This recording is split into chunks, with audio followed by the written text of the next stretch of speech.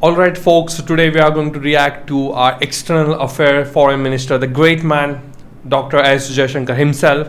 And this is the part 2 by the way, because we had done part 1 and it did really well, so we thought we should do another one, and here we go. हम 10 साल पहले number 10 में थे, अभी हम number 5 तक पहुंचे, पर हम वहां रुकने वाले नहीं। Yes. कुछ ही सालों में हम नंबर 3 तो जरूर पहुंचेंगे। This is the attitude we need, and this should be the attitude of all the people who are representing our country when it comes to political positions. This is the attitude that everyone needs. So because he's saying that okay, we were 10 years back, now we are 5, and then we'll be 3, and of course when we'll be 3 then we'll go for the number 1 spot, because that's how it should be. And that's how he's revolutionizing our image when it comes to foreign view as well, because now people, all the foreign countries, they see us with more respect. They don't just dismiss us as like, oh, this is third world country and everything, and there are cows in the streets and everything. Sure, that there are still people in the West and other countries who, very minority by the way, who think India is that. But ultimately, more broadly speaking, Indian view or the world view about India has changed magnificently, and this man is responsible for a lot of it. मुझे लगता है कि पिछले 10 साल में, क्योंकि मुझे भी ये सरकार के साथ ये मेरा 5वां दशक है, और मैं आपको कह सकता हूँ कि पिछले 10 साल में जो परिवर्तन मैंने देखा है, इसका माने कोई जवाब नहीं है। और मैं सचमुच ये पॉलिटिकल स्टेटमेंट नहीं। It has. Since 2014, country has gone through an exceptional rise in all the levels, in all the areas of country.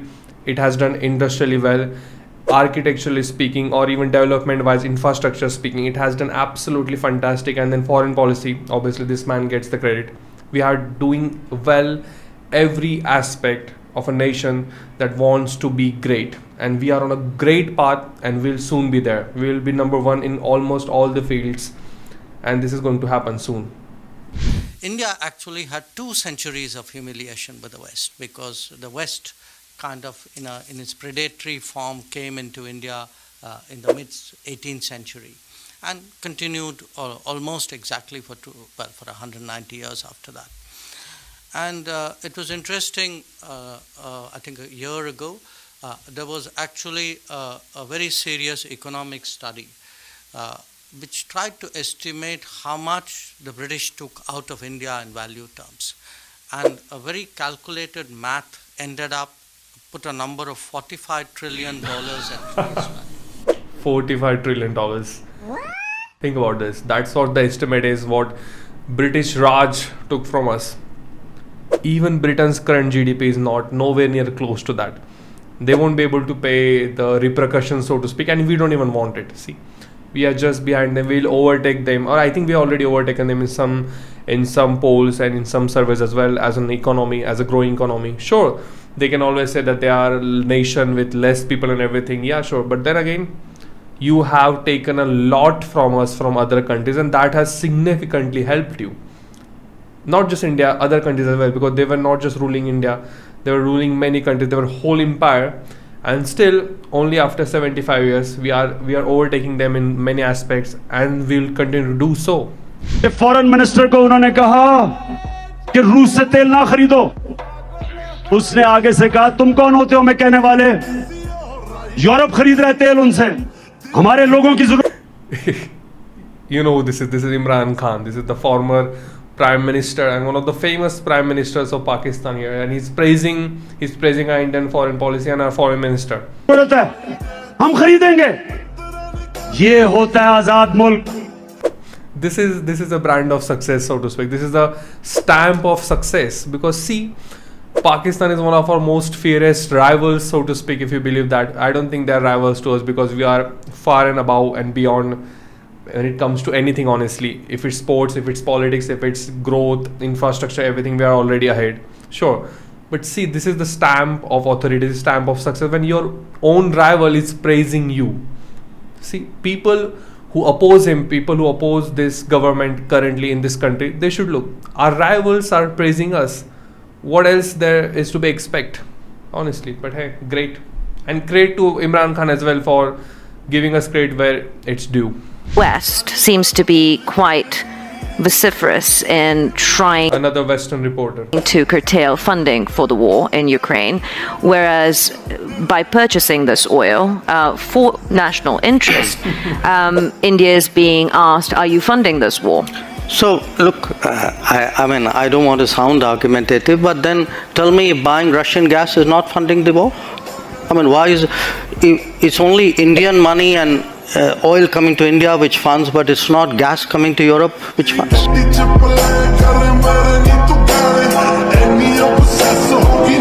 Smashed to bits. He's like dishum. Basically, that's what he is. Is that, see, this was not a thing back then. I'm telling you, before 2014, before this administration, this was not a thing. We used to take shit from everyone, and then we used to just stay silent. But now we are like, okay, you are accusing us of this. Here you go. This is where you're contradicting. This is where you're contradicting. This is where hypocrisy is there. We are just giving them right back to them. And I love this. I love this man and what he's doing, and all this government is doing as well. Fantastic. भारतीय और Pakistani media ने news conference में भारतीय वजीर खारजा जयशंकर के पसीने छुड़वा दिए। जयशंकर सवालात का जवाब ना दे पाए और बगले झांकते रहे। This is basically a video on the Pakistani news channel, and they are trying to propagandize basically that Indian foreign minister, our own foreign minister, were not able to answer a question or something. Let's carry on to see where this is going. जवाब में उन्होंने पाकिस्तान के खिलाफ हर्जा सराई शुरू कर दी। What? भारतीय वजीर खारजा जयशंकर उस वक्त घन चक्कर बन गए जब गोवा में प्रेस कॉन्फ्रेंस करते हुए उन्होंने मीडिया को सवालात की इजाजत दी, ग्लास उठाया और पानी पिया। Iraq from Pakistan from Raj TV, and my question to you over here is that the Foreign Minister Bilawal Bhutto Zardari made a bold move by coming here. He's also being criticized, but how do you India see it? Do you see it as a breakthrough, and what will be your roadmap in the future through resumption of at least diplomatic ties with Pakistan? You know, victims of terrorism do not sit together with perpetrators of terrorism to discuss terrorism.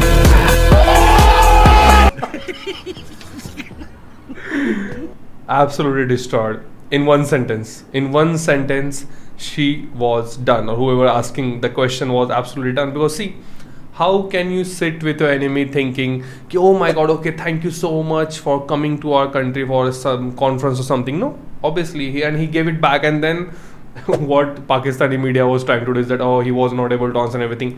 He gave it back as soon as it came his way. Fantastic. And this is what happens, by the way. That's when I say I try to distinguish the Pakistani government and the Pakistani people, because see, all their media and everything is very state controlled and everything, and then lots of propaganda gets fed to their people, and they have no idea. They have no idea how great we are doing, how the progress we are making, everything. A lot of a big faction in Pakistan still thinks we are on some level apart with them, and it's not the case. But that's what happens, because they fell, or they fall for that propaganda more often than not, and that's why they think of us like we are like them, which we are not. Pakistan's credibility is depleting even faster than its forex reserves.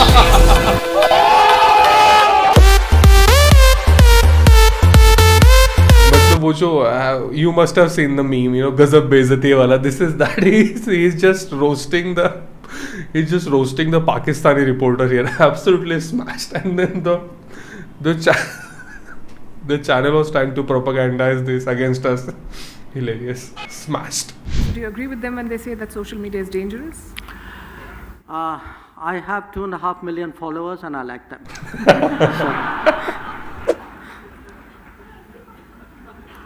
Wonderful. Kevin Peterson. How many? 2.5. I started late. And I never started. You've done well. And he will eventually have more, because he speaks a lot of sense. He's great with the young people as well, because a lot of young people, including myself, by the way, not just me, but all the people who were not related or who were not interested in foreign policy or anything like that, even they are taking so much interest in foreign policy and what's happening, correlation to India with the world as well. And this man is at the epicenter of it. So hey, more follows to him. So if you haven't been following him on Instagram, go do it. This is your call. When it comes to the question, This is Bilawal Bhutto, the foreign relations minister or the foreign minister of Pakistan, and he talks in a very by the British accent, so to speak. So that's what he does basically. He doesn't make much sense, but then he says it in a British way, and then people think, oh my God, he's so smart and everything. Of Kashmir, prove that multilateralism can succeed. Prove that the United Nations Security Council. One thing, multilateralism cannot succeed because one state acts like a terrorist harboring center. That's what they do. So how you cannot have multilateral relationship with them because they fund terrorism every single day. That's what they do. You cannot have that. Second, UN is garbage. They haven't been able to solve anything since the World War II, because after that they were formed. They were supposed to prevent all these conflicts we see modern age, all the Israel-Palestine stuff going on, other stuff, or the Ukraine-Russia stuff. They were supposed to solve these things, or supposed to make sure that these things should not happen, and they have failed every single time. So to bring up UN is just stupid, but let's see what our minister says. Under your worthy presidency can succeed and deliver peace in our region. Have some shame, man. Seriously, you're trying to advocate for peace, and you're trying to advocate for these things where you're supposed to come together, while you're behind the back, you're trying to fund the terrorism and thing. Shame. While we search for the best solutions, what our discourse must never accept is the normalization of such threats. The question of justifying what the world regards as unacceptable should not even arise. That certainly applies to state sponsorship of cross-border terrorism. He's exactly saying what I just said. Nor can hosting Osama bin Laden and attacking a neighboring parliament serve as credentials.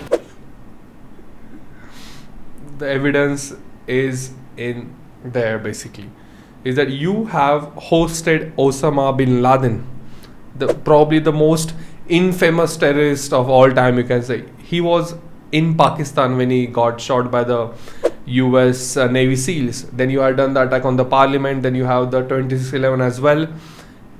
No one respects Pakistan because they know what Pakistan does.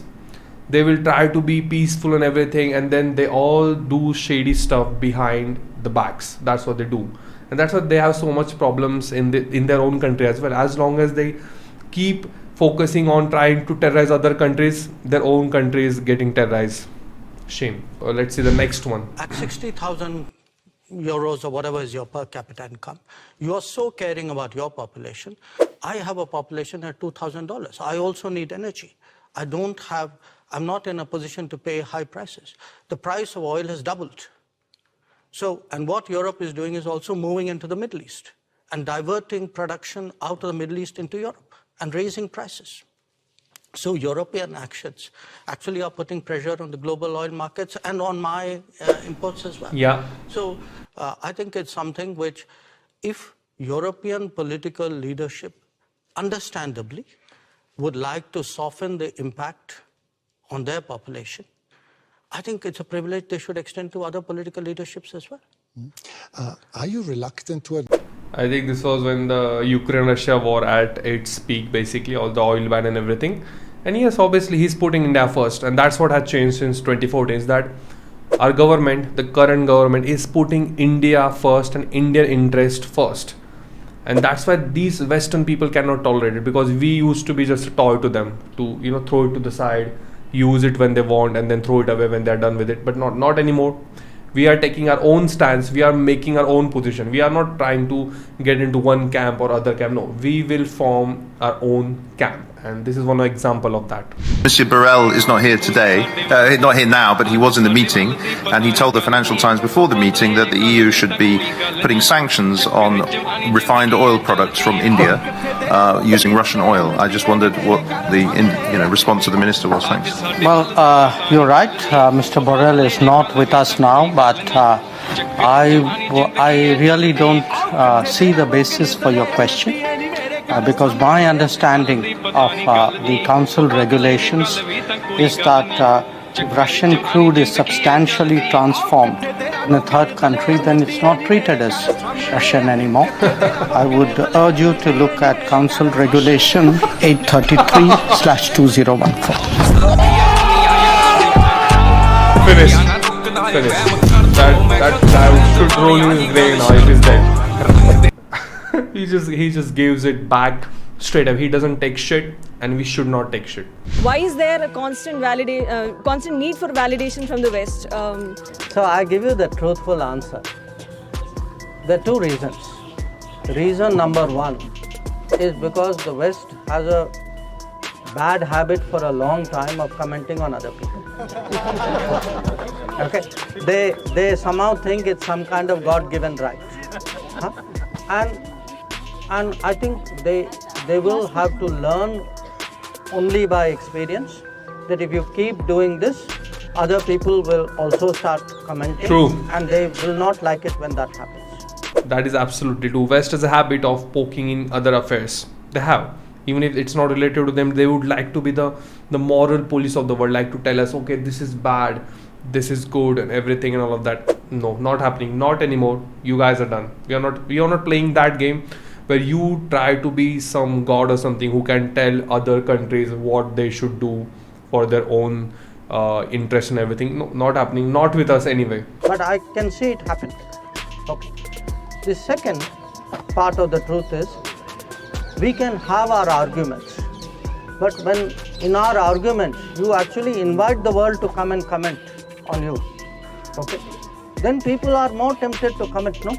Of course, that's what's going to happen. Is that, see, if you meddle in other people's affair, then obviously they get the right to get back at you when it comes to your country. So either you do your own thing, let people do their thing, or if you're going to poke other people, then they are going to poke you back, and then you should take it. Then you shouldn't bitch about it. So West, if you're listening, if anyone is listening there, don't fuck around, okay? Just do your own thing and then leave us to be. So that's it, guys. We are at the end of the compilation. If you liked it, let us know. We'll make a part 3 if you want. And this man, I'm telling you, this man must be protected at all cost. He's absolutely fantastic. He gives it back whenever someone's tried to hurt us. He's an absolute legend at that, and he should do more of it, and we'll react to more of it. So yeah, let us know. If you like the video, then obviously like the video on the on the button. Yeah, okay. So yeah, that's it. We'll see you in the next one.